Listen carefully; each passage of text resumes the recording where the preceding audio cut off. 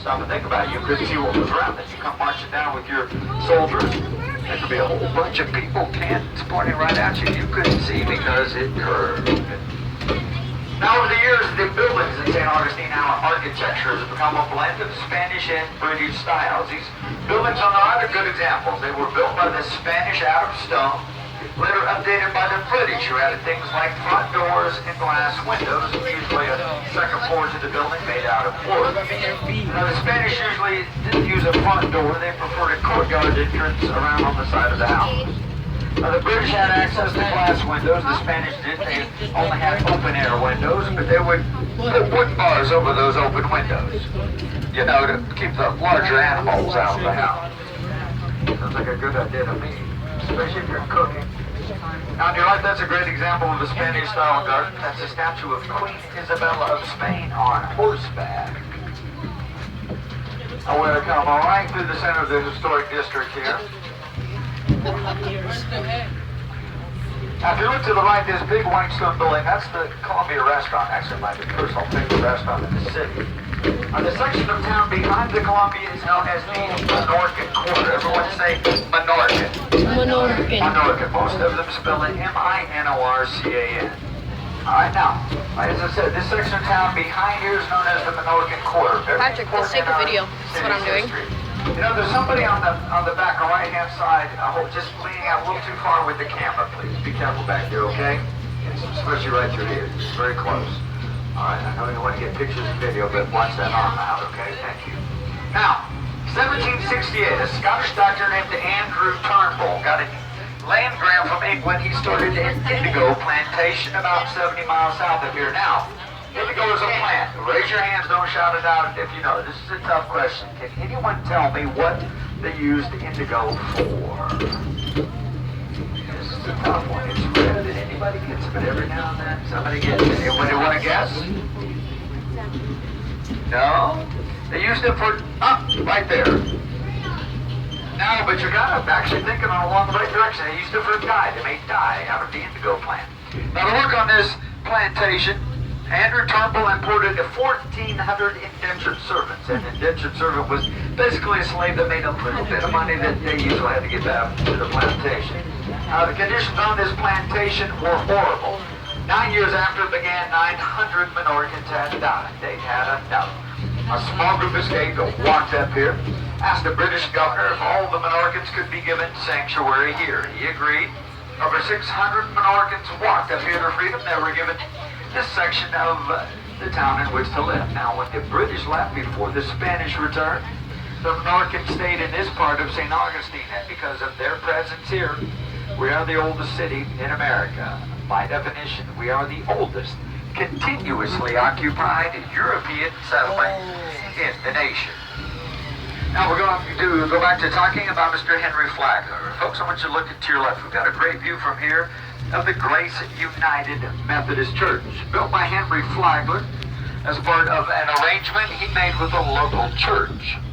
See, Mr. Flagler wanted the land occupied by the Olivet Methodist Church, so he made them a deal.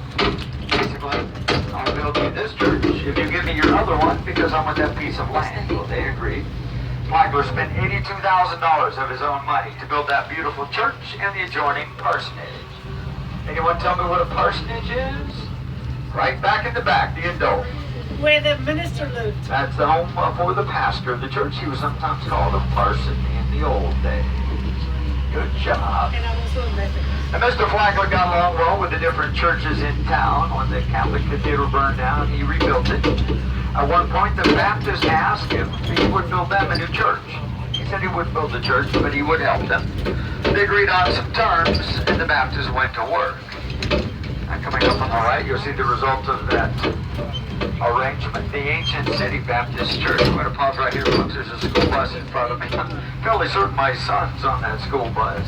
He's doing a chorus concert today at middle school, and I think they're blocking the street here. Hopefully his mother knows where he is, because I had no idea he was going to be downtown, but I'm pretty sure that's what's going on right here. We're going to pause right there.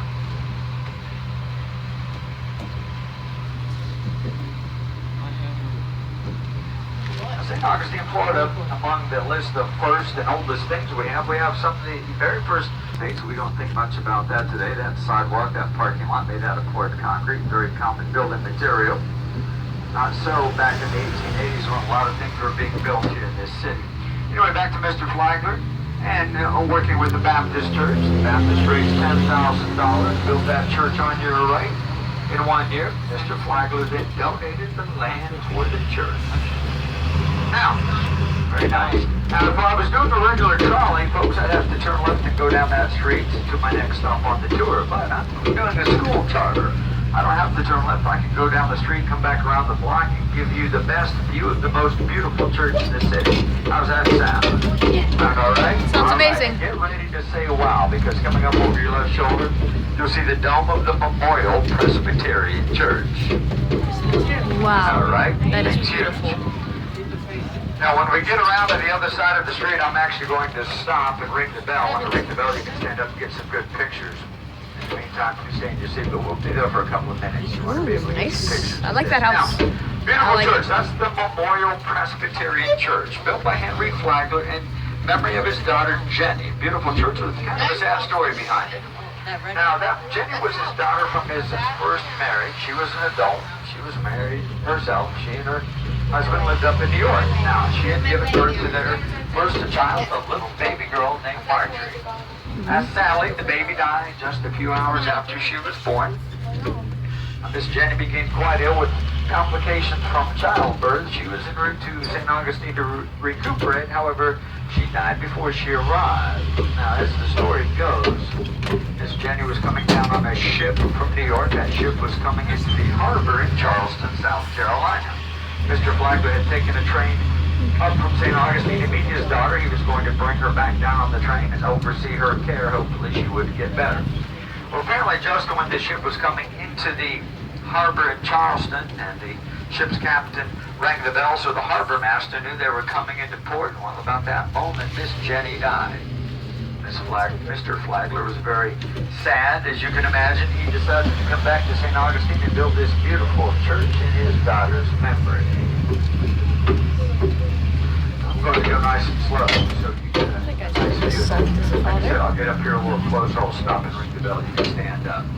Now, there's normally a cross on top of the dome of the church. It was snapped over during Hurricane Irma last fall. It was just kind of dangling up there for a couple of months. It took them a while to get a crane tall enough to go up and take the cross off. I actually saw the man in the bucket going over there to take it off. Hopefully they'll repair things. Have it back up there soon. Just not the same without the cross.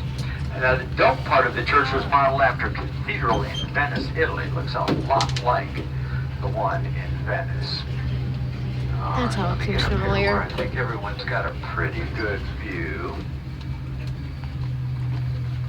All right, go ahead and stand up. Just please don't hang out too far the window, all right? Now, trivia question. Whoever knows it, shout it out. Who can tell me how many days in a year?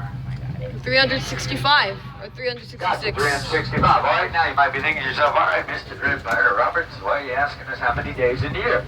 Good question, boys and girls. Look at that church. That's a pretty big church. You think that church could have been built in 1 year?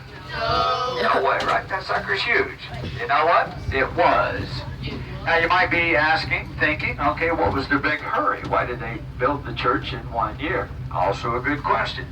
Mr. Flagler had a memorial service planned for his daughter Jenny. Her body would be brought back down from New York. She would be buried here. He would have sort of a grand opening of the church and a memorial service all at the same time. Now, Mr. Flagler was a pretty important man. He knew a lot of other important people that would be invited to come down for the memorial service. Now, in those days, they didn't have airplanes. Travel took a little longer than it would today, so they needed plenty of advance notice. Now, we're not sure of the exact number of days, but we do know they were successful. Construction was completed in just under 365 days. Best guess about maybe 360, 362, a couple of days to spare. Mr. Flagler had crews working around the clock. Now, you can go into the church if you visit St. Augustine. It's open most days from about 11 in the morning to 3:45 in the afternoon. There's no admission fee. And just on Wednesday, in fact, they've got a big pipe organ in there. They had a free concert this Wednesday, just a couple of days ago in there. Church is the final resting place of Henry Flagler. He's buried inside this shorter, rounded, dome-shaped section here on the left. That's the mausoleum.